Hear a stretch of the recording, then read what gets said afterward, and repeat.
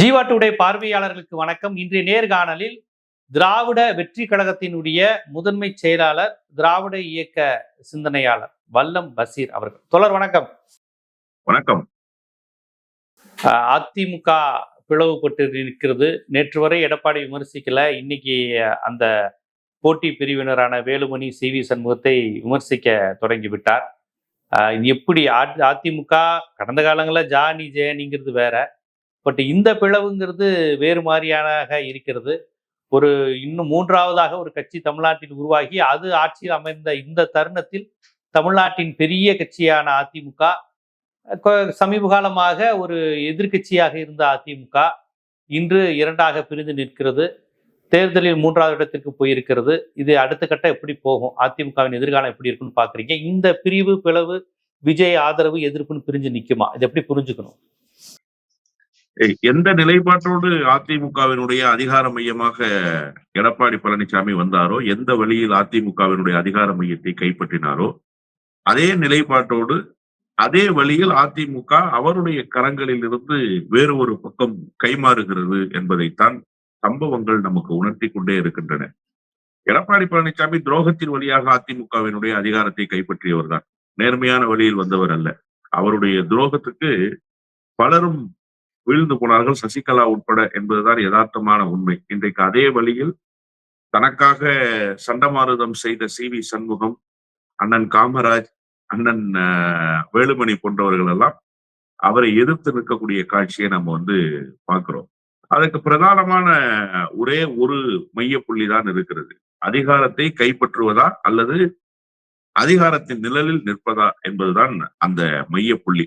இப்போது அதிமுக அதிகாரத்துக்கு வந்திருந்தால் இந்த பிரச்சனை இருந்திருக்காது, எதிர்கட்சி நிலைக்கு வந்திருந்தாலும் கூட இந்த பிரச்சனை இருந்திருக்காது. ஆனால் மூன்றாவது இடத்துக்கு தள்ளப்பட்டு பல இடங்களில் டெபாசிட் இழக்கிறது என்கிற நிலைமைக்கு வந்ததற்கு பிறகு ஒரு அரிய வாய்ப்பு, அறுதி பெரும்பான்மை எந்த கட்சிக்கும் கிடைக்கல அப்படிங்கிற ஒரு தொங்கு சட்டசபை தமிழ்நாட்டில் அமையுது. அப்ப எல்லாருக்கும் இயற்கையாவே ஒரு எண்ணம் வரும் இல்லையா, அடுத்த தேர்தலில் அதிமுக என்னவாக இருக்க போகிறது, அதிமுகவினுடைய வாக்கு வங்கி அடுத்த தேர்தலில் எப்படி இருக்கும். அப்ப இந்த 5 ஆண்டு காலம் என்பது ஒரு பொன்னான காலம் என்று அதிமுகவில் இருப்பவர்கள், சி.வி. சண்முகம் போன்றவர்கள் முக்கியமாக கருதுகிறார்கள். அதை பயன்படுத்தி அதிகாரத்தில் இருந்து பொருளீட்டி விட வேண்டும் என்று துடிக்கிறார்கள். அவ்வளவுதான் செய்தி. இதை கடந்து வேறு ஒன்றும் பெரிதாக அதிமுகவினுடைய பிளவுக்குள் இருப்பதாக நான் பார்க்கல. டெல்லியினுடைய கை நிச்சயமாக இருக்கும். டெல்லியினுடைய வழிகாட்டுதல் இல்லாமல் எந்த வேலையும் இங்கே அதிமுகவுக்குள் நடைபெறாது என்பது யதார்த்தமான உண்மை. ஆனால் மிக முக்கியமான காரணமாக பார்க்கப்பட வேண்டியது இப்போது விஜய்க்கு அறுதி பெரும்பான்மை கிடைக்காமல் போனதுதான். அடுத்த தடவை அதிமுக சீட்டு கிடைக்குமா, கிடைச்சாலும் வெற்றி பெற முடியுமா? அப்ப சி.வி. சண்முகம் மாதிரியான ஆட்கள் இப்ப அமைச்சராகிறதுக்கு ஒரு அரிய வாய்ப்பு கிடைக்குது. அதை பயன்படுத்தி கொண்டு ஏன் அமைச்சராக கூடாது என்று கருதுகிறார்கள். மற்றபடி அதிமுக திமுக கூட்டு வைக்க நினைத்தார்கள்.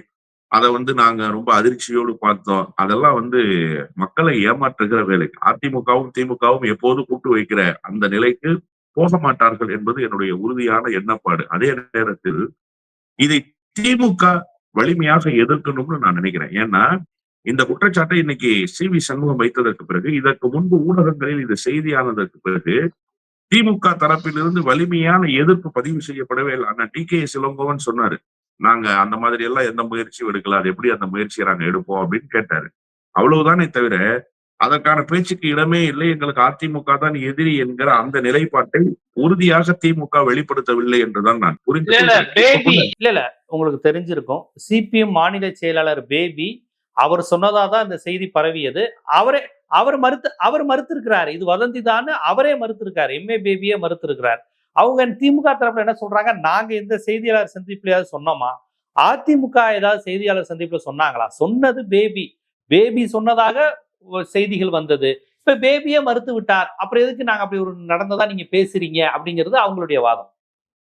இல்ல, அதான் பேபி பேசினார் என்பது செய்தி. கம்யூனிஸ்ட் கட்சி தரப்பிலிருந்து அப்படி ஒரு செய்தி விட்டது என்று ஊடகங்களில் பெரிதுபடுத்தினார்கள் என்பதும் உண்மை. ஆனா திராவிட முன்னேற்ற கழகம் இன்றைய நிலையில் அதை எப்படி பார்க்கிறதுங்கிறது தான் கேள்வி. இப்ப பேபி சொன்னார், பேபி மறுத்து விட்டார். சி.வி. சண்முகம் சொன்னார், சி.வி. சண்முகம் மறுப்பாருன்னு நம்ம காத்திருக்க முடியும்? அப்படி ஒரு முயற்சி நடைபெறாது இல்லையா? அது எப்படி சாத்தியமாகும்? காங்கிரசும் பாரதிய ஜனதா கட்சியும் நேரடியாக தேர்தல் களத்தில் கூட்டு வைத்தார்கள், தேர்தலுக்கு பின்பு கூட்டு வைத்தார்கள் எங்காவது ஒரு செய்தி வந்தா அது எப்படி இருக்கும்?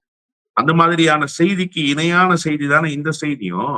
அப்ப திமுக அதை வந்து அதிகாரப்பூர்வமாக வலிமையாக மறுக்கல அப்படின்றதுதான் சி வி சண்முகம் பேசுவதற்கு காரணம்னு நான் சொல்றேன்.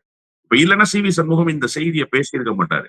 அதிமுகவினுடைய வீக்னஸை மட்டும் பேசியிருப்பாரு. அதிமுக பலகீனப்பட்டு போனதை மட்டும் பேசியிருப்பாரு. ஏன் அதிமுக பலகீனப்பட்டு போன செய்தியை பின்னுக்கு தள்ளி அது திமுகவோட கூட்டு வைக்க பார்த்ததுன்னு ஏன் சொல்லணும்?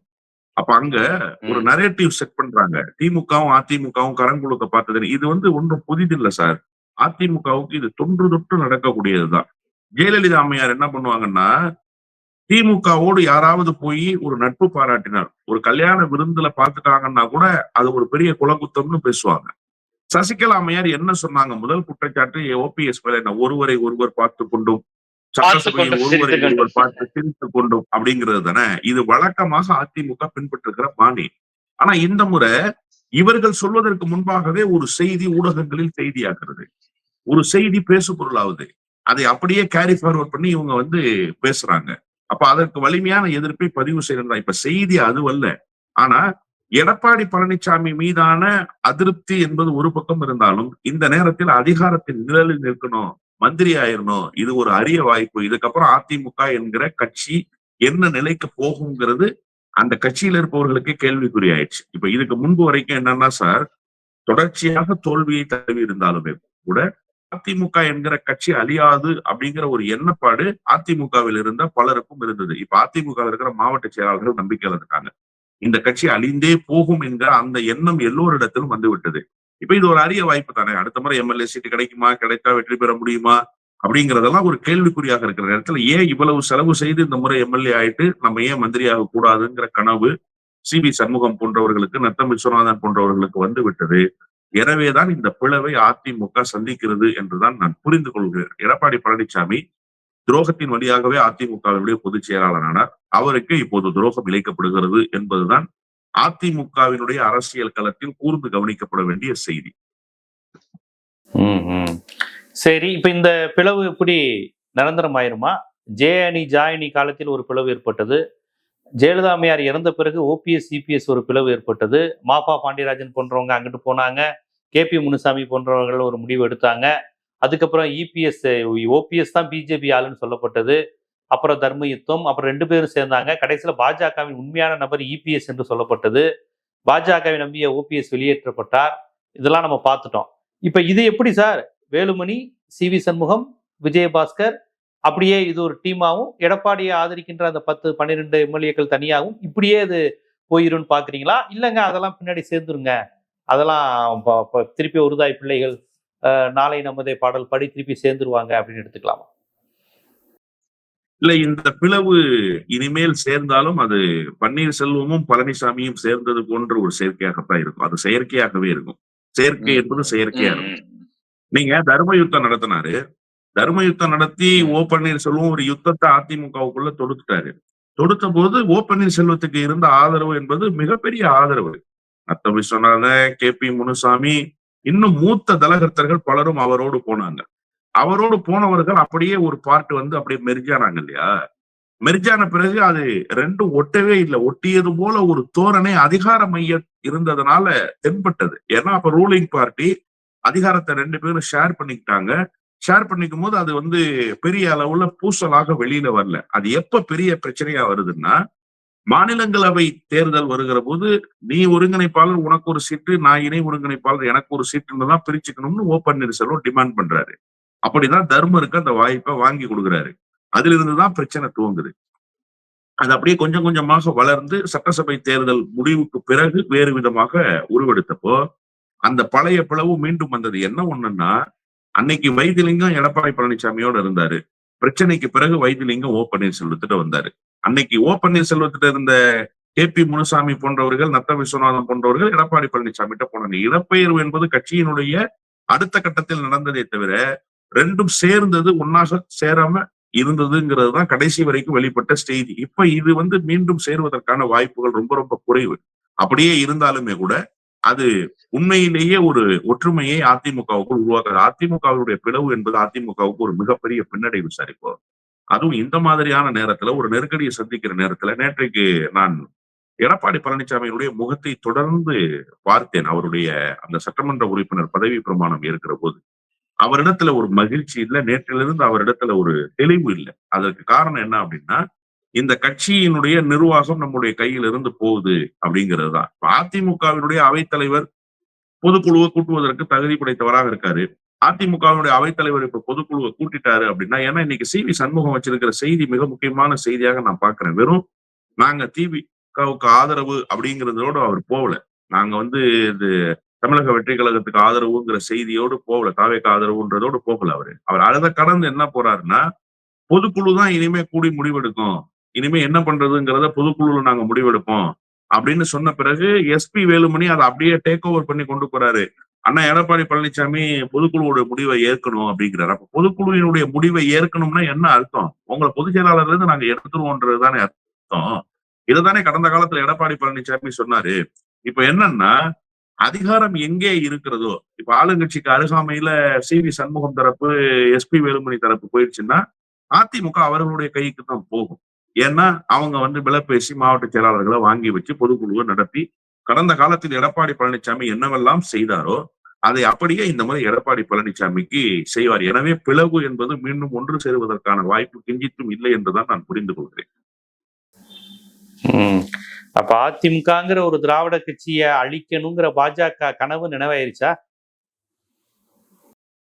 100 விழுக்காடு நடந்திருக்குல்ல. இதைத்தானே தொடர்ச்சியாக சொல்லிக்கிட்டே வந்தோம். இப்ப இந்த தேர்தலில் கூட எடப்பாடி பழனிசாமி செய்த மிகப்பெரிய தவறு என்பது பாரதிய ஜனதா கட்சியினுடைய கூட்டணிக்குள் போனது தானே. அதிமுகவினுடைய தொண்டர்கள் அதை விரும்பல சார். உண்மையாவே பாஜக கூட்டணி இல்லாமல் நம்மளால களத்துல நிக்க முடியாதா? நமக்கு என்ன குறைங்கிறது தான் அதிமுக தொண்டனுக்கு இருந்த மனக்குமுறல்.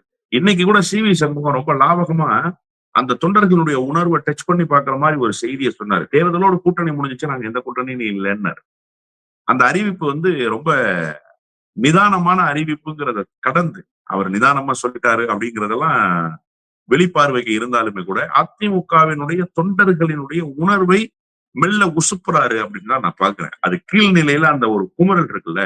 நீங்க கவலைப்படாதீங்க, கூட்டணி இல்லைன்னு நாங்க டிக்ளேர் பண்ணிட்டோமே, இனிமே பாஜகவுக்கு நமக்கு உறவு இல்லைன்னு அவரை ஆசுவாசப்படுத்துகிற அந்த தொண்டனை ஆசுவாசப்படுத்துகிற வேலையை சி.வி. சண்முகம் செஞ்சுட்டாரு. ஏன் தொண்டனுக்கு இந்த மனநிலை வருது? தொண்டன் ஒரு பொலிட்டிக்கல் அப்சர்வரா இருந்து பாக்குறான். அவனுக்கு அரசியல் களத்துல என்ன நிகழுதுன்னு தெரியும் இல்லையா? அவனால போய் பாஜக தொண்டனோட போய் சிங்க் ஆக முடியல. பாஜக ஆதிக்கம் செலுத்துவதை அவனால ஏற்க முடியல. மெல்ல மெல்ல தன்னுடைய கட்சி கரைந்து கொண்டே போகிற காட்சி அவன் பார்த்து கண்ணீர் வடிக்கிற நிலைக்கு வர்றான். அதிமுக 3வது இடத்துக்கு போகுது. அதிமுக பல இடங்கள்ல டெபாசிட் இழக்குது. இது எப்படி சார் புரிஞ்சுக்கிறது?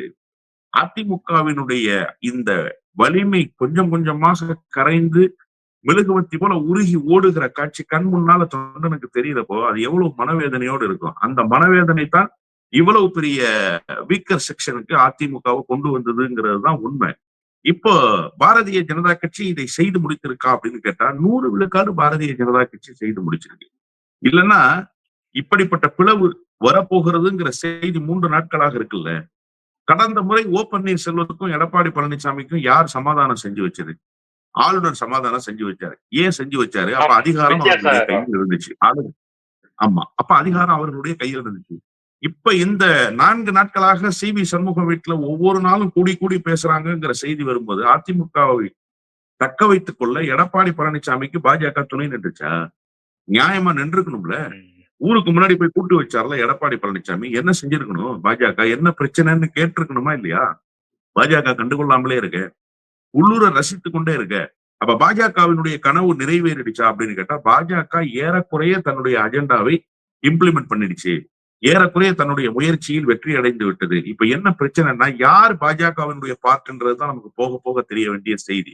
சி.வி. சண்முகம் தரப்பு பாஜகவினுடைய பார்ட்டா, எடப்பாடி பழனிசாமி தரப்பு பாஜகவினுடைய பார்ட்டா? ஏன்னா சி.வி. சண்முகம் சொல்ற செய்தி ரொம்ப முக்கியமான செய்தின்னு நான் மீண்டும் பதிவு பண்றேன். அவர் என்ன சொல்றாருன்னா, நாங்க கூட்டணியில இல்ல அப்படிங்கிறாரு. அப்போ பாஜக வேண்டாம் என்கிற நிலைப்பாட்டுக்கு இந்த அணி வந்துருச்சா அப்படிங்கிற கேள்வி இருக்கு. போக போகதான் இவர்கள் என்னவாக வெளிப்பட போகிறார்கள்னு தெரியும். இப்ப விஜய்க்கு ஆதரவுன்னு சொல்லிட்டாங்க. நிச்சயமாக அமைச்சரவையில சி.வி. சண்முகம் தரப்பு பங்கேற்கும்னு தான் நான் புரிஞ்சுக்கிறேன்.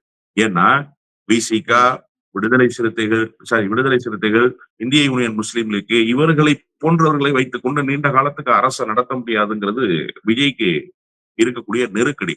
இப்ப அந்த நெருக்கடியை சமாளிப்பதற்கு சரியான பார்ட்னர் யாருன்னா அதிமுக தான். ஏன்னா டெல்லியிலிருந்து கொடுக்கப்படுகிற வேலையை முழுமையாக விஜயால் செய்து முடிக்க முடியாது. இவர்கள் நிச்சயமாக கொள்கை ரீதியாக எதிரிலே நின்று முந்துவார்கள்.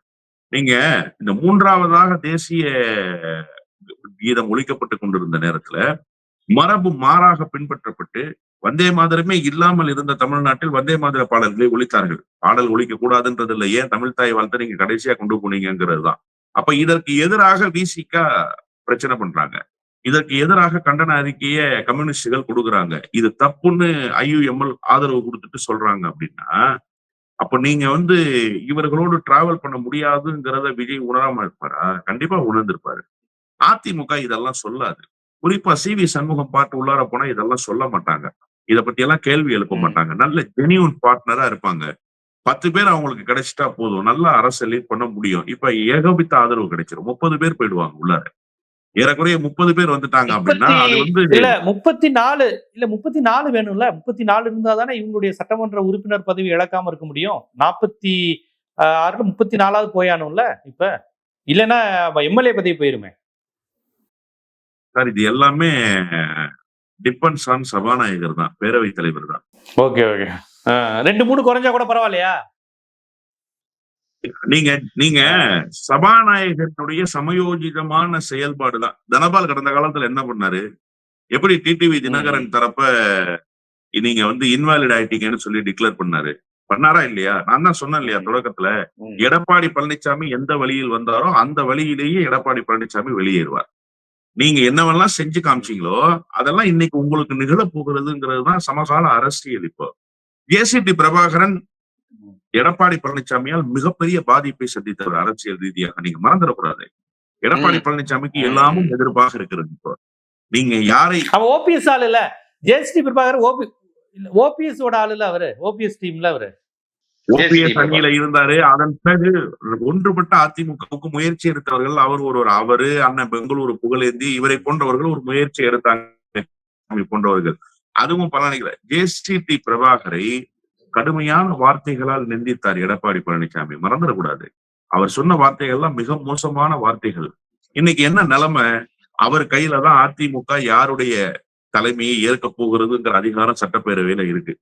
நீங்க இனிமே அவர்கிட்ட தான் அப்பீலுக்கு போய் ஆகணும், அவர்கிட்ட தான் கோரிக்கை வச்சாகணும். அவர் இயல்பா எடப்பாடி பழனிசாமிக்கு ஃபேவரா இருப்பாரா? நான் என்னமோ அப்படியெல்லாம் இருப்பாருன்னு நான் உறுதியா நம்பல. நிச்சயமாக எதிர் தரப்புக்கு ஃபேவரா இருப்பா. அப்ப நீங்க சொன்ன நம்பர்ஸ் எல்லாம் அங்க அடிபட்டு போகும். டிடிவி தினகரன் தரப்பு சட்டமன்ற உறுப்பினர்களை தகுதி நீக்கம் செய்தது மாதிரி எடப்பாடி பழனிசாமி தரப்பு சட்டமன்ற உறுப்பினர் தகுதி நீக்கம் செய்துட்டா நீங்க என்ன பண்ணுவீங்க? ஏற்கனவே ஒரு முன்மாதிரி இருக்கு இல்லையா? அப்படியான சூழல்கள் வந்து போச்சுன்னா இந்த நம்பர்ஸ் எல்லாம் பெரிய கவுண்டாகவே இருக்காது. இன்னொன்னு அதிகார மையத்துக்குள்ள இவர்கள் போயிட்டாங்க அப்படின்னு சொன்னாலே அது எடப்பாடி பழனிசாமி தரப்ப வீக் ஆக்கிடும் சார். நாளைக்கு அங்க இருக்கிற சட்டமன்ற உறுப்பினர் அங்க போயிட்டா நம்ம சம்பாதிச்சிடலாம்னு நினைச்சு இங்க ஓடி வந்துட மாட்டாங்களா? ஏன்னா எடப்பாடி பழனிசாமியை தார்மீகமாக ஏற்றுக்கொண்டு அம்மா வழியில் வந்தவர் எடப்பாடி பழனிசாமி, எடப்பாடியார் தான் எங்களுக்கு நிரந்தர தலைவர்னு சொல்லி நிக்கிறாங்கன்னு நினைக்கிறீங்க? அவ்வளவு பெரிய கரிஸ்மேட்டிக் லீடரா எடப்பாடி பழனிசாமி அதிமுகவுக்குள்ள? கண்டிப்பாக இல்ல. அப்போ எடப்பாடி பழனிசாமி தரப்பிலிருந்து இங்கே அதிகார மையம் கைமாறுகிற போது இந்த பக்கம் வந்து சேருவதற்கான ஆட்கள் தான் நிறைய இருப்பாங்க. தினகரன் இருந்த எத்தனை பேர் போய் சேர்ந்தாங்க எடப்பாடி பழனிசாமி கிட்ட? அதை பார்த்தோமா இல்லையா? நம்ம பல பேர் போய் அங்க போய் உள்ளார சேர்ந்தாங்களா இல்லையா? எப்படி போய் சேர்ந்தாங்க? அதிகாரம் எங்கே இருக்கிறதோ அங்கே போய் அதிமுகவினுடைய சட்டமன்ற உறுப்பினர்கள் ஒட்டி கொள்வார்கள். எனவே இதெல்லாம் வரக்கூடிய காலங்கள் நிச்சயமாக நடக்கும். பெரிய நெருக்கடி எடப்பாடி பழனிசாமிக்கு இருப்பதாகத்தான் நான் உணர்கிறேன். சோ இப்ப பாஜக இந்த CV சண்முகம், வேலுமணி தலைமையிலான ஆட்களை வைத்துக்கொண்டு அவர்களுக்கு சாதகமான மசோதாக்களை, சட்டங்களை நிறைவேற்றி விடுவாங்க. விஜயால நிறைவேற்ற முடியும், இவங்களும் ஆதரவு தருவாங்க. அப்ப நம்ம இடதுசாரிகள், விடுதலை சிறுத்தைகள் இயல்பா வெளியே வந்துருவாங்க. அப்படித்தானே? நம்ம 100 விழுக்காடு இதுதான் நடக்கும். இப்ப என்ன பிரச்சனைன்னு கேட்டீங்கன்னா, இவர்கள் எல்லாம் வெளியிலிருந்து ஆதரவு தந்தவர்கள் வெளியே வந்து விடுவார்கள். பிரச்சனை கிடையாது. அவங்களுக்கு எந்த நட்டமும் இல்லை. உண்மையிலேயே நாங்கள் இடதுசாரிகள் பக்கம் நிற்கிறோம்னு சொல்லி காட்டுவதற்கான ஒரு வாய்ப்பு விஜய்க்கு இப்ப உருவாயிருக்கு. இப்ப என்ன, மினிஸ்ட்ரியில போய் பார்ட்டிசிபேட் பண்ணிடுச்சா மார்க்சிஸ்ட் கம்யூனிஸ்ட், இந்திய கம்யூனிஸ்டும்? இந்திய யூனியன் முஸ்லீம் லீக் போய் மினிஸ்ட்ரியில பார்ட்டிசிபேட் பண்றாங்களா? விசிகா பார்ட்டிசிபேட் பண்றாங்களா? ஒண்ணும் கிடையாது. வெளியிலிருந்து தார்மீக ஆதரவு, அதுவும் எதற்காகங்கிறத எல்லா கட்சிகளும் தெளிவுபடுத்தியிருக்கு. இப்ப விஜய் என்னவாக செயல்பட போறாரு? அதிமுகவினுடைய ஒரு பகுதி அவருடைய ஆதரவுக்குள் வந்துருச்சு அப்படின்னா, அவருடைய அரசுக்கு துணை நின்றுச்சு அப்படின்னா, இவங்களை என்னவா டீல் பண்ண போறாருங்கிறது தான் கேள்வி. இவங்களுக்கு நஷ்டம் இல்ல. நஷ்டம் யாருக்குன்னா காங்கிரஸ் கட்சிக்கு நஷ்டம். ஏன்னா காங்கிரஸ் கட்சி ம். ஏற்கனவே மினிஸ்ட்ரியில பார்ட்டிசிபேட் பண்ண போறோம்னு சொல்லி போயிருக்காங்க. இப்ப ஆமா இந்த ஆமா நொடி ஆமா. பொழுது வரைக்கும் அவர்களுக்கான கன்ஃபர்மேஷன் கிடைக்கல. பொறுப்பேற்ற அமைச்சர்கள், இலாக்கா இல்லாத அமைச்சர்கள் இருக்காங்க இல்லையா? அந்த அமைச்சர்கள்ல ஒருத்தர் கூட காங்கிரஸ் கட்சியை சேர்ந்தவர் இல்ல. காங்கிரஸ் கட்சிக்கு அப்படி ஒரு வாய்ப்பு கொடுக்கல. இந்த வாய்ப்பையே விஜய் ஏற்கனவே ஒரு இண்டிகேஷன்ல தெரிஞ்சுக்கிட்டாருன்னு தான் நான் பாக்குறேன். அதிமுகவுக்குள்ள இப்படி ஒரு பிளவு வரப்போகுது. ம். அந்த பார்ட் நம்ம கூட வரப்போகுது. நம்ம முதல்ல அதிகாரத்தை கைப்பற்றிடுவோம். அதன் பிறகு இதெல்லாம் மெல்ல நடக்கும்ங்கிற சமிக்ஞை அவருக்கு செங்கோட்டையன் மூலமாக கூட வந்து சேர்ந்திருக்கலாம். அல்லது டெல்லியில இருந்து கூட செய்தியாக வந்திருக்கலாம். அதனாலதானே அவர் இலாக்கா ஒதுக்காம இருக்காரு. ஏன் இலாக்கா ஒதுக்காம இருக்காரு? சார் 28ல இருந்து 30 அமைச்சர்களுக்கான இலாக்கா இருக்கு சார் தமிழ்நாட்டுல. அப்போ பேர் தான் அமைச்சர்களா இருக்காங்க. ஆனா மீதி இடங்கள் யாருக்காக காத்திருப்போர் பட்டியலில் வைக்கப்பட்டிருக்கு. அது கேள்வி இருக்குல்ல. அது ஏன் வச்சிருக்காருன்னா, அதிமுக இப்படி வந்து சேரப்போகுதுங்கிறத உணர்ந்ததால் வச்சிருக்காரு அப்படின்னு நான் பாக்குறேன். இப்ப காங்கிரஸ்க்கு ம். மினிஸ்ட்ரி இருக்கா இல்லையா? ம். அதுதான் கேள்வி. இப்ப காங்கிரஸ் என்ன செய்ய போகுது? ஆனா அது வாக்குறுதி கொடுத்திருக்காங்கல்ல, வாக்குறுதி கொடுத்திருக்காங்கல்ல. ம். சார், நீங்க அமைச்சரவையில பங்கேற்றுட்டீங்க. பாஜக ஒரு மசோதாவை நிறைவேற்ற சொல்லி சொல்லுது. அதுல காங்கிரஸுக்கு உடன்பாடு இல்ல. ம். அமைச்சரவையில இருந்துகிட்டு நீங்க எப்படி எதிர்ப்பீங்க? எப்படி எதிர்க்க முடியும்? ம். ம். அப்ப அமைச்சரவையில பார்ட்டிசிபேட் பண்றதா? அல்லது பாஜகவினுடைய மசோதாவை நிறைவேற்ற விடாமல் தடுத்து நீங்க என்ன சொல்லிட்டு போனீங்க? மதவாத சக்திகள் உள்ளே ம். நுழைந்து விடக் கூடாது என்பதை தடுத்து ஆமா. நிறுத்துவதற்காக காங்கிரஸ் இந்த நிலைப்பாட்டை எடுத்திருக்குன்னு சொன்னீங்க. மதவாத சக்திகள் உள்ளே ம். நுழைஞ்சிருமே. அது எந்த விதத்துல நீங்க தடுக்க ஆ. முடியும்? உங்களுடைய 5 எண் எப்படி தடுக்கணும்னு கேட்கிறேன். உங்களுடைய எண்ணிக்கை 5ஆ இருக்குல்ல. அது எப்படி தடுக்கும்னு கேட்கிறேன். இங்க 30 இருக்கு. உங்களை விட எத்தனை மடங்கு? 6 மடங்கு கூடுதலா இருக்கீங்க. அது அது வந்து உங்கள எந்த வகையிலயும் செயல்பட விடாம தடுத்து நிறுத்தக்கூடிய ஆற்றலை பெற்ற எண்ணா இருக்கு. அதனால நீங்க அத செயல்பட முடியாது. உங்களுடைய அவசர முடிவா நீங்க மாட்டிக்கிட்டீங்கன்னு தான் நான் பார்க்கிறேன். காங்கிரஸ் கட்சிக்கு ஒரு மிகப்பெரிய பின்னடைவு. இனிமே திமுக பக்கம் வர முடியுமா? திமுக சேர்த்துருமா? நானே ம். திமுக சேர்க்க கூடாதுன்னு ஊர் ஊரா போய் பேசுவேன். அப்போ நீங்க வந்து காங்கிரஸ் கட்சி செய்திருக்கிற துரோகத்தினுடைய பலனை கண் முன்னால் அனுபவிக்க போகுது. ஒரு பெரிய அப்ப பெரும்பான்மையுள்ள காங்கிரஸ ஒரு கழட்டி பார்ட்டி. விட்டுருவாரு. இப்ப காங்கிரஸ் வெளியேற போகுது. இப்ப அதிமுகவினர் வந்தாங்கன்னா, பாஜக மசோதா வந்துரும். அப்ப காங்கிரஸ் வெளியே போயிரும். சார், நீங்க 30 சட்டப்பேரவை உறுப்பினருடைய ஆதரவு வந்துருச்சுன்னா காங்கிரஸ் எதுக்கு? விசிக எதுக்கு? கம்யூனிஸ்ட் எதுக்கு? யாருடைய ஆதரவு தேவைப்பட போகுது? அந்த 30 அவருக்கு போதுமானது இல்லையா? 137 ஆயிடுச்சு ம். சார் அவருக்கு ஆதரவு. நீங்க 118ல இருந்து ம். 137க்கு வந்துட்டீங்கன்னா அறுதி பெரும்பான்மையை தாண்டிட்டீங்க நீங்க. ஓவர்ஃப்ளோ ஆயிடுச்சு உங்களுக்கு ம். அறுதி பெரும்பான்மை. அப்ப உங்களுக்கு காங்கிரஸுடைய தயவு எதுக்கு? எதுக்கு காங்கிரஸுக்கு ஒரு மினிஸ்ட்ரி? காங்கிரஸுக்கு பதில் சொல்லணும். இது 2 கட்சின்னு போயிடும் இல்லையா? தமிழக வெற்றி கழகமும் அதிமுகவும் கூட்டணின்னு முடிஞ்சிடும் கதை.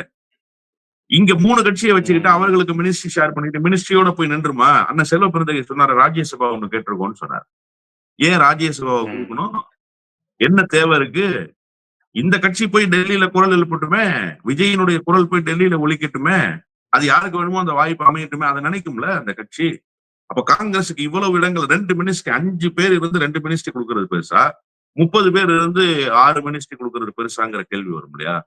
அப்போ 6 மினிஸ்ட்ரி கொடுத்துட்டா ம். போதும். இங்க வந்து 30 பேருடைய ஆதரவு கிடைச்சிருச்சு அப்படிங்கிறப்போ அததானே சமயோஜிதமா பார்ப்பாரு. காங்கிரஸோட என்ன கொள்கை கூட்டணியா சார் விஜய்க்கு? விஜய் காங்கிரஸை ம். முழுமையாக நேசித்து உள்வாங்கி கொண்டு இயங்குறாரா? ராகுலை பெரிதாகவே பொருட்படுத்தலையா அந்த வேலையில? இதுவரைக்கும் காங்கிரஸ் கட்சி தானே சார் முதல்ல போய் ஆதரவு தெரிவிச்ச அதிகாரப்பூர்வ ஆதரவை தந்து இந்த அரசு அமைவதற்கு நாங்கள் துணை நிற்கிறோம்னு ஒரு கான்பிடன்ட் சூழலை உருவாக்குனது. ஒரு நம்பிக்கையை உருவாக்குனது ம். காங்கிரஸ். அந்த காங்கிரஸ் கட்சியினுடைய தலைவர்களை இதுவரைக்கும் போய் பார்த்து நன்றி சொல்லல சார் விஜய். சீமானெல்லாம் போய் பார்த்து சொல்லிட்டாரு சார் ம். ம். நன்றி. சத்தியமூர்த்தி ஆமாமா. பவனுடைய வாசல்ல போய் மிதிக்கல சார் அவரு. அப்ப நீங்க இதை எப்படி அ, புரிஞ்சுக்கிறீங்க? அ. அவர் அவர் மைண்ட் செட்ல இருக்காரு. நமக்கு ஏடிஎம்கே இருக்கு. பாத்துக்கலாம். காங்கிரஸ் ஒண்ணும் பெரிய விஷயம் இல்ல. பாத்துக்கலாம் அப்படின்னு. காங்கிரஸா தான் வலிஞ்சு போயிருக்கு. சார், பாமகவுக்கு போய் வாழ்த்து பெறுறாரு. ம். அன்புமணி ம். தரப்புடன் போய் ம். வாழ்த்து பெறுறாரு. ஏன் எடப்பாடி ம். பழனிசாமி கிட்ட போய் வாழ்த்து பெறல? அன்புமணி ம். அதிமுகவினுடைய கூட்டணியில் வெற்றி பெற்றவர் தானே சார். ம். அன்புமணிக்கு நீங்க ம். போய் மரியாதை பண்றீங்க, வாழ்த்து பெறுறீங்க. உதயசூரியன் சின்னத்துல நின்னு வெற்றி பெற்ற வைகோவிடம் போய் வாழ்த்து பெறுறீங்க. எலெக்ஷன்ல ஒரு சீட்டு கூட ஜெயிக்காத, ஒரு இடங்களில் கூட பெரிய தாக்கத்தை ஏற்படுத்தாத சீமான்ட்ட போய் வாழ்த்து பெறுறீங்க. தமிழ்நாட்டுல இப்போதைய கணக்குப்படி 3வது பெரிய கட்சி அதிமுக தானே சார். தாவேகா, திமுக, அதுக்கடுத்து அதிமுக தானே. அப்ப அதிமுகவினுடைய பொதுச் செயலாளரை நீங்க போய் சந்திக்க நேத்து வணக்கம் சொல்றாரு சார் எடப்பாடி பழனிசாமி. பதிலுக்கு பதில் வணக்கம் கூட சொல்லல சார் அவரு. அப்ப இதெல்லாம் ஒரு சமிக்கை தானே. நீ எல்லாம் ஒண்ணும் இல்லையா, உன் கதை முடிஞ்சு போச்சியாங்கிற அந்த ஒரு அகங்காரம் நேற்றைக்கு விஜய் இடத்துல தென்பட்டதாகத்தான் நான் பார்க்கிறேன் சட்டப்பேரவையில. அதான் வேலுமணி சிவி சண்முகம் வேலுமணி சிவி சண்முகம் எல்லாம் கீழே எங்கிட்ட வர போறாங்க, அவங்களுக்கு நான் வணக்கம் வச்சுக்கிறேங்கிற மாதிரியான செயல் தான் அது. அப்படிதானே? ஆமா, நிச்சயமா நிச்சயமா. அதனாலதான் காங்கிரஸ் கட்சியை ஒரு புறமாகவும் இன்னொரு பக்கம் அதிமுகவை இன்னொரு புறமாகவும் அவர் டீல் பண்ணிட்டாரு, அதிமுகவினுடைய தலைமையை டீல் பண்ணிட்டாரு அப்படின்னு தான் நான் புரிஞ்சுக்கிறேன். அப்ப சிவி சண்முகம் விஜய் கூட்டணி உருவாகுது. பரிதாபமான நிலையில் எடப்பாடி, வெளியேறும் காங்கிரஸ். அதுதான் அப்படி ஒரு சூழல் வரப்போகுது. ஆமா, 100% இதுதான் நடக்கும். ஏன்னா காங்கிரஸ் கட்சியை டாலரேட் பண்ணிக்கிற நிலையில விஜய் இல்ல. ஏன்னா அவங்க டிமாண்ட் ரொம்ப பெருசு. அவங்க நினைச்சிட்டாங்க நம்ம தான் முதல்ல போனோம், ஆனா நம்ம கேட்கிற டிமாண்ட் அங்க வைக்க முடியும்னு. அது ஒண்ணும் திமுக இல்ல தாய் உள்ளத்தோடு நடந்து கொள்வதற்கு. விஜய் ஒண்ணும் மு.க. ஸ்டாலின் இல்ல உங்களுடைய இருப்பு தேவை என்று கருதுவதற்கு. வேணா இரு, இல்லைன்னா வெளியில போன்னு சொல்ற நபராக விஜய் வெளிப்படுவார். இனிமேல் காங்கிரஸால் விஜயை கிட்டே நெருங்கி பார்க்க முடியாதுன்னு நான் நினைக்கிறேன். இப்ப போய் விஜயை பார்த்து பொன்னாடை எல்லாம் போத்திட்டு வந்தாங்க இல்லையா, இனிமே காங்கிரஸ் நினைச்ச நேரத்துல விஜயை சந்திக்க முடியாது. இப்ப விஜயும் காங்கிரஸை சந்திக்கிறத விரும்ப மாட்டார். வாங்க பேசிக்கலாம் அப்படிங்கிற அந்த மனநிலையோடு இருப்பார். உண்மையிலேயே என்ன சார் நடந்தது, நீங்க கடந்த காலத்துல பாத்தீங்கன்னா அந்த இடைத்தேர்தல்கள் சில இடங்கள்ல வரும். காங்கிரசினுடைய வேட்பாளர்களாக போட்டியிட்டு வெற்றி பெற்ற இடங்கள்ல அதிமுக போட்டியிட்டு இருக்கும், அதிமுக வெற்றி பெற்றிருக்கும், அதிமுக சட்டப்பேரவை உறுப்பினர்கள் உயிரிழந்து போயிருப்பாங்க. ஆனா அங்க மீண்டும் வாய்ப்பை காங்கிரசுக்கு கொடுக்கும் திமுக. அந்த ஒரு இதை மெயின்டைன் பண்ணிட்டே இருப்பாங்க, தோழமையை மெயின்டைன் பண்ணிட்டே இருப்பாங்க. அவங்க நின்ன இடம் அவங்களே நிக்கட்டும் அப்படி பார்ப்பாங்க. அதே மாதிரி ஈரோடு மாதிரியான பகுதிகளில் அண்ணன் ஈவி.கே.எஸ். இளங்கோவன் இறந்ததா இருக்கட்டும், அவருடைய மகன் தோழர் ஈவே திருமகன் இறந்ததாக இருக்கட்டும், அதெல்லாம் மீண்டும் காங்கிரசுக்கே கொடுத்த வாய்ப்பு. இதெல்லாம் திமுக தான் செய்யும், வேற கட்சி அப்படி செய்யாது. நீங்க இதுவே திமுகவாக இருந்திருந்தா இந்த ஃபர்ஸ்ட் அனௌன்ஸ்மெண்ட்லயே உங்களுக்கு மினிஸ்ட்ரி பார்ட்டிசிபேஷனுக்கான அறிவிப்பு வந்திருக்கும். ஏன் வரல? நீங்க தானே முதல்ல போனீங்க. அப்ப உங்க அறிவிப்பு முதல்ல வந்திருக்கணும்ல, உங்க அறிவிப்பு வரல. இது வரைக்கும் உங்களால கேட்க முடியலையே ஏன்னு? இல்ல அப்ப விஜய் இல்ல இந்த காங்கிரஸ பக்கத்துல வச்சிருக்கிற ஒரு விஷயத்தை வச்சுக்கிட்டு தானே விஜய் ஆதரவாளர்களாம் பாத்தீங்களா அவர் மதச்சார்பற்ற முகத்தோட இருக்கிறாரு, மதச்சார்பற்ற அரசை தான் விரும்புறாருன்னு சொல்றாங்களே, பிஜேபியை கேட்காம இருக்காருன்னு. அப்ப அந்த இமேஜ் உடஞ்சிருமே சார் இப்ப அதிமுக கூட்டணி ஆதரிச்சா? இல்ல அப்ப அதிமுக தான் ஒரு டோக்கனை போட்டாங்கல்ல சிவி சண்முகம் தரப்பு, நாங்க எந்த கூட்டணியும் இல்லைன்ட்டாங்கல்ல. பாஜகவை விட்டு வெளியே வந்த அதிமுக திராவிட கட்சி அவர்களோடு நாங்க கூட்டணும்னு பேசுவாங்க. அவங்களுக்கு பேசுறதுக்கு சான்ஸ் நிறைய இருக்கு சார். இன்னொன்னு, இனிமே விஜயினுடைய தரப்பு என்ன பேசினா என்ன, பேசலன்னா என்ன, அதிகார மையமாக உருவெடுத்தாச்சு, முதலமைச்சராக முடிசூடியாச்சு, பெரும்பான்மை ஆதரவு கிடைச்சாச்சு. இனிமே அவர்கள் சொல்லி நியாயப்படுத்தி அவர்களுடைய தரப்பை கொண்டு சேர்க்க வேண்டிய எந்த அவசியமும் இல்லையே. இப்ப இங்கதான் பாலாறும் தேனாரும் விஜய் வந்தா ஓடும்ன்றது சொல்லிட்டாங்கல்ல. இனிமே பாலாறும் தேனாரும் ஓடல என்னதான் கேட்கணுமே தவிர அவர் பாஜக எதிர்ப்பாளரா, பாஜக ஆதரவாளரா, கொள்கை கூட்டணி வச்சிருக்காரா, கொள்கை இல்லாத கூட்டணி வச்சிருக்காரா, அதெல்லாம் இனிமே பேசு பொருளே கிடையாது. இந்த அறுதி பெரும்பான்மை இல்ல அது உறுதியாயிடுச்சு சார். பிஎம்சில கையெழுத்து போட்டா இந்தியா ஆதரிக்கிறாருன்னு அர்த்தம், அப்புறம் பாஜகவை ஆதரிக்கிறாருன்னு தானே அர்த்தம். 100 விழுக்காடு ஆதரிக்கிறாரு, அதுல என்ன மாறுபட்ட கருத்து இருக்கு? கல்வி அமைச்சர் யாருங்கிறதுலயே ஒரு இது இருக்கு இல்லையா, அதாவது அது உத்தேசமான பட்டியல் தான், உறுதி செய்யப்பட்ட பட்டியல் இல்ல. ஆனா மினிஸ்ட்ரியில ஒரு பார்ட்டிசிபேஷன்ல கொடுத்திருக்கிற ஆட்கள் பூராவுமே யாரு? விஜயோடு இருந்து விஜயோடு துவக்க நிலையில் வளர்ந்தவர்கள் யாராவது அந்த மினிஸ்ட்ரியில பார்ட்டிசிபேட் பண்ணிருக்காங்களா? பிரபுன்னு ஒரு டாக்டரை போட்டிருக்காரு, அவர் எத்தனை நாளைக்கு முன்னாடி விஜய் கிட்ட வந்தாரு? சிடிஆர் நிர்மல்குமார் விஜய் கிட்ட எத்தனை நாளைக்கு முன்னாடி வந்தாரு? செங்கோட்டையன் யாரு, அவர் எத்தனை நாளைக்கு முன்னாடி வந்தாரு? ஆதவ அர்ஜுன் யாரு, அவர் எத்தனை நாளைக்கு முன்னாடி வந்தாரு? விஜயோடு ஆரம்பத்திலிருந்து இருக்கக்கூடியவர்கள் என்று சொல்லப்படுகிற யாராவது இருக்காங்களா? RSS முகங்கள் தானே வெங்கட்ராமன், நிர்மல்குமார் போன்றவர்கள் எல்லாம். அப்ப அவர்களை தானே நீங்க உங்களுடைய அமைச்சரவையில வச்சிருக்கீங்க. அதுவே உங்களுக்கு உணர்த்தலையா செய்திய? அதனால நிச்சயமாக சண்டையிடுகிற மனநிலைக்கெல்லாம் விஜய் வரமாட்டார். அதற்குண்டான தெம்போ திராணியோ விஜய் கிட்ட இல்ல. வரக்கூடிய நாட்கள்ல விஜய் வெளிப்பட போகிற விதம் இருக்குல்ல, முதல் நாளிலேயே அது சாட்சி பகிர்ந்துருச்சு. இனிமே எப்படி அவர் இயங்க போறாருங்கிறத முதல் நாளே உணர்த்திருச்சு. அப்புறம் இனிமே எப்படி இயங்க போறாருங்கிற சந்தேகம் இருக்கு. ரொம்ப கிறிஸ்டல் கிளியரா இயங்குவார். பாஜக எடுக்கிற கட்டளையை சிரம் தாழ்ந்து செய்து முடிக்கிற முதலமைச்சராக விஜய் வெளிப்படுவார். பாப்பா, ரொம்ப முக்கியமான செய்தி சொல்லியிருக்கீங்க. அதிமுக உடைஞ்சிருச்சு, அடுத்து பாஜக தனது மசோக்களாக்களை நிறைவேற்ற போகின்ற ஒரு ஆட்சியை உருவாக்கிடுச்சு. இந்த ஆட்சிக்கு ஆதரவு தந்த காங்கிரஸ் கண்ணீர் விட போகுது, அல்லது ரொம்ப கூடிய விரைவில் வெளியேறக்கூடிய நிலையில் வரப்போகுது. ஸோ பாஜகவுக்கும் கெயின் கிடைச்சிருச்சு, அதிமுகவும் உடைஞ்சிருச்சு. காங்கிரஸுக்கு ஒரு என்ன சொல்றது, ஆதரித்தவர்களுக்கு அவமானம் ஆயிரும். அந்த விஷயமெல்லாம் இனி பெருசா பேசாது, அறுதி பெரும்பான்மை வந்தாச்சு. ஸோ இனி பாஜக மசோதாக்கள் எளிமையா நிறைவேறும். அதான் நம்ம இப்போ பார்க்க நம்ம முன்னாடி இருக்க சவால் அதுதான். இல்ல, நிச்சயமா இப்ப என்னன்னா, விஜயை ஏன் ஆதரிக்கணும் அப்படிங்கிறதுக்கு விசிகா போன்ற கட்சிகளுக்கு ஒரு நியாயம் கற்பிக்க ஒரு வாய்ப்பு இருந்துச்சுல்ல, அந்த வாய்ப்பு இனிமே இருக்காது. அதிமுகவை போய் கடந்த காலத்தில் ஆதரித்தால் என்னவாக அது இருந்திருக்குமோ, அதுதான் இப்போ விஜயை ஆதரித்தால் இருக்குங்கிறத இனிமே வரக்கூடிய நாட்கள்ல விஜயினுடைய செயல்பாடுகள் உணர்த்திடும். அப்பதான் இங்க இடதுசாரிகளுக்கும் மதச்சார்பற்ற சக்திகளாக இயங்குபவர்களுக்கும் ஒரு உண்மை புரிய வரும். திமுக மட்டும்தான் கடைசி வரைக்கும் அதுல உறுதியாக இருக்கும். வேற கட்சிகள் எதையும் நம்ம நம்பி போக முடியாது. வேற கட்சிகள் மீது நம்பிக்கை வைப்பதும் கால விரயம்ங்கிறது அப்பதான் உணர முடியும். ஏன்னா இன்னைக்கு ஒரு காணல் நீர் மாதிரி ஒரு வாய்ப்பு தெரியுது இல்லையா? அது உண்மையிலேயே காணல் நீர் தான். விஜய் எப்படி வலிமையாக எதிர்ப்பார்? நம்ம நம்புவோமா? ஒரு ஊடகவியலாளரா நீங்க நம்புவீங்களா? ஆனா விஜய் எதிர்ப்பாருன்னு அண்ணன் திருமா போன்றவர்கள் ஒரு மெல்லிய நம்பிக்கையை வெளிப்படுத்துறாங்க. வெளிப்படுத்துகிற அந்த நம்பிக்கை பொய்த்து போகக்கூடாதுன்னு நம்ம நினைப்போம், அது வேறு. ஆனா விஜயை முழுமையாக உணர்ந்து கொள்ள முடியாத அளவுக்கு விஜயினுடைய செயல்பாடு ஒரு மேலோட்டமாக ஒரு இடதுசாரி செயல்பாடு போலவே இருக்கு. ஒரு மாநில சுயாட்சி பேசுகிற செயல்பாடு போலவே இருக்கு. உண்மையிலேயே ஒரு திராவிடியன் ஐடியாலஜிஸ்டுடைய செயல்பாடு போலவே இருக்குல்ல. அது இனி வரக்கூடிய நாட்களில் மெல்ல மெல்ல மட்டுப்படும்னு நான் சொல்றேன். மெல்ல மெல்ல அந்த சாயம் எடுத்து போகும். அடுத்து வரக்கூடிய நாட்கள், ஆகா இது ஸ்டாலின் மாடல் இல்ல, இது எடப்பாடி மாடலு, இது உண்மையிலேயே மோடி மாடலை உள்வாங்கி இருக்கிற மாடல், இந்த மாடல்ன்றத இனி வரக்கூடிய நாட்கள் 100 விழுக்காடு உணர்த்தி விடும்னு தான் நான் பாக்குறேன். பார்ப்போம்.